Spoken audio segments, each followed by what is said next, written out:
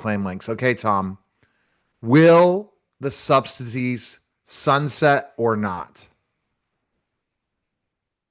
It's, I would say I'd flip a coin right now. I just can't imagine that you, that the constituents in some of these Congress and senators, states and districts, regardless, the Democrats are all for it, obviously, but some of the Republicans, I can't imagine them not agreeing to extend them. It may not be 3 years, maybe they extend it another year, but they're missing the point. Again, if you allow that, and if you're showing the small business owners don't pay the ridiculous premiums, let people get subsidies, and the money that is increased in taxes pays for those enhanced subsidies.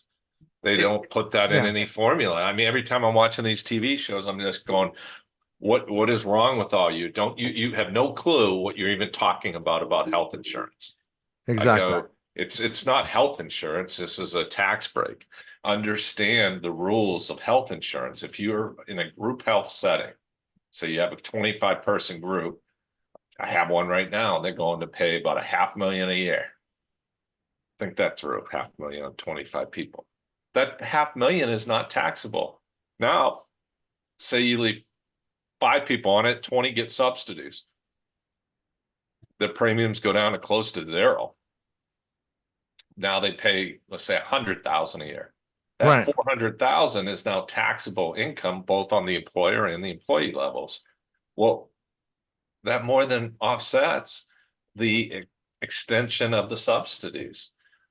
They're missing it. They don't, they get to throw that in the formula, and they're just missing it. So I don't understand how these Republicans, if they want to get reelected, turn down not helping their constituents get subsidies. The problem with the subsidies, going back to how they were, is let's say you're making 80,000 and for 2 people it's 81,000.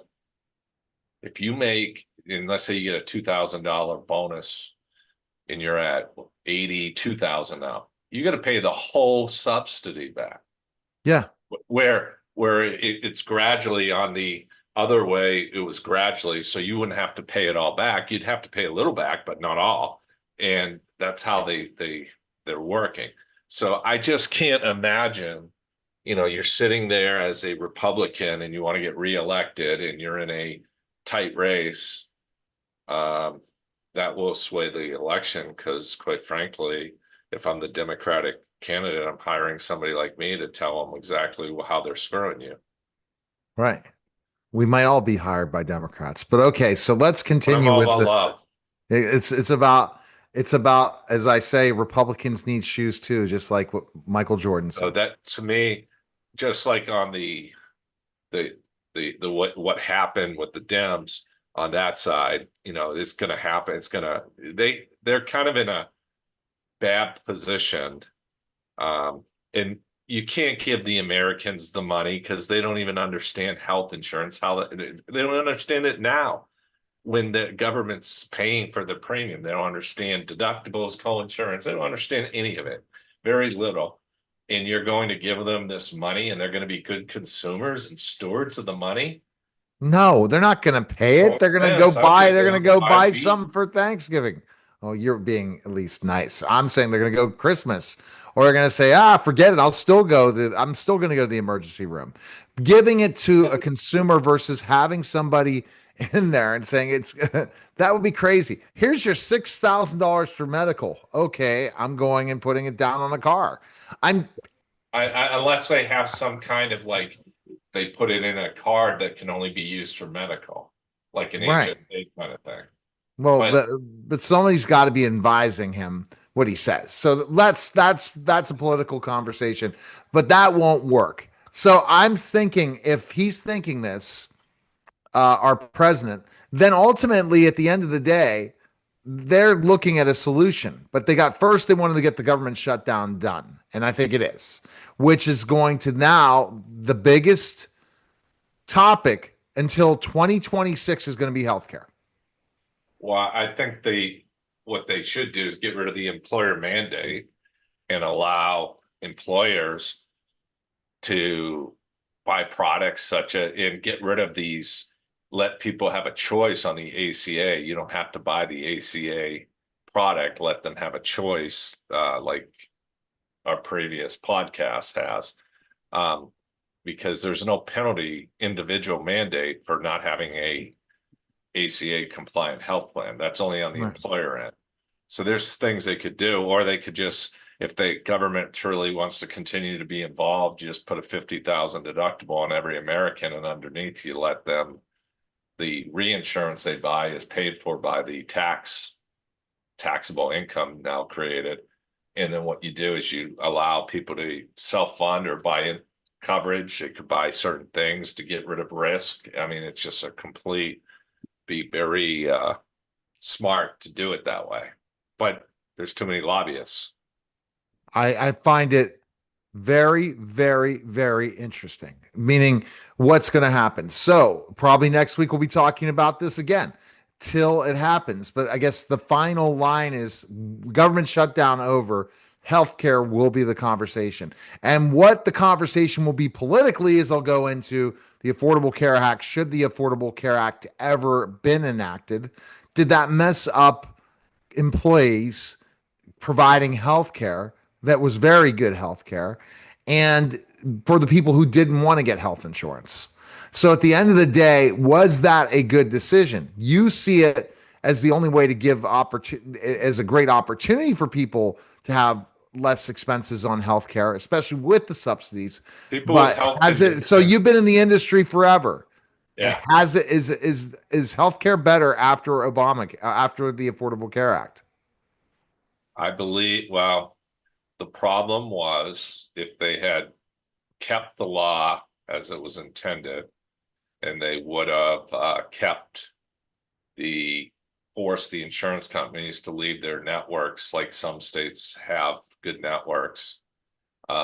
Pennsylvania has great networks. So you take in Ohio, they're limited HMOs. Some of these states have PPO networks. You allow them to have those choices, and and if you had done it correctly, and then it's all the politics in it screwed it up, carving out certain things. The insurance companies for profit. They took advantage of a system and manipulated it. And what was said last night was true. They did do that, but the issue is, if they had just, all they really needed to do at that point was, the HIPAA laws created no pre-existing.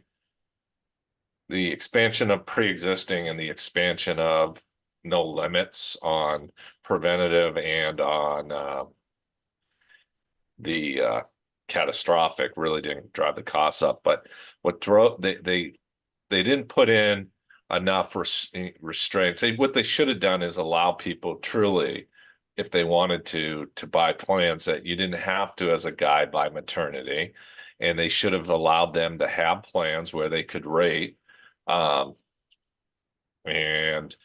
they all had to have one or two things on them, but they didn't need. Everyone should have been forced down the 10 essential benefits. Exactly. That's what drove the costs up.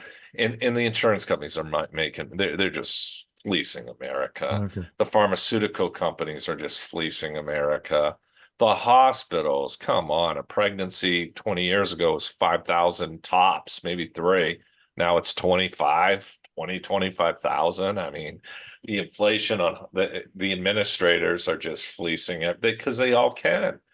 And the problem is, they all have these lobbyists, the insurance agents still getting bonuses off of how much you pay. This is the greatest year in some of their lives. All we have to do is convince our clients not to do anything different. Everything else is awful. Exactly. And then the insurance companies are stock companies. Right. It's just an insane, and so aren't some of the pharmaceuticals. It's vendors. It's just a total nonsense. And you can eliminate it overnight by doing what I said. Okay, as of January 1st, the government is you can self-fund under 50,000, you can do whatever you want. You can buy but there's no more bankruptcy, and anything above 50, the government covers each year because what they buy reinsurance. And overnight, and you get rid of the employer mandate overnight, you have now Right. solved the problem. But they don't want solutions there. They don't get elected on solutions. They get elected because they make people scare, and you have to have Exactly. $1 billion to run for office because that's the way it Mhm. is now. Okay. I mean, our forefathers wanted people to be in 1, 2 terms or out, and boom, they go on their way. These people, I mean, give me a break. Nancy Pelosi was 85 years old. What's she still doing in Congress? Exactly. All right. So we're going to find out. My prediction is it's going to be saved. Go to claimlinx.com today, schedule call with Tom, and get the best healthcare possible. Appreciate it, Tom. I hope it does. All right. Thanks, Tom. All right. That special sound